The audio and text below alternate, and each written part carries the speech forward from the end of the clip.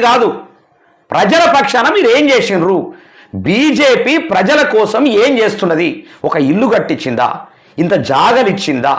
లేకుంటే మతాన్ని డెవలప్ చేస్తుందా? మాటలు తప్ప మతాన్ని కూడా డెవలప్ చేయట్లేదు. ఎక్కడెక్కడనే ఉన్నాయి కంప్లీట్గా. భారతదేశం అంతా కూడా ప్రపంచంలో భారతదేశాన్ని కల్తీ చేసేసి టోటల్గా. భారతదేశంలో ఉన్న మొత్తం ఈ తెలంగాణలో ఇంకా కల్తీ అయిపోయింది.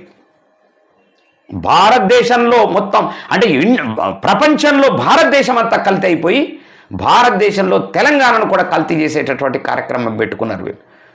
మైనింగ్స్, దోపిడీ, మొత్తం టోటల్గా గుట్టలను కొట్టి కంప్లీట్గా దాని మీద ఆల్రెడీ ఫామ్ హౌజులు లాంటివి కట్టి టోటల్గా దోచుకు తినడానికి మాత్రమే తప్ప వీళ్ళు చేసే పని ఏమున్నది నాకు అర్థం కాదు.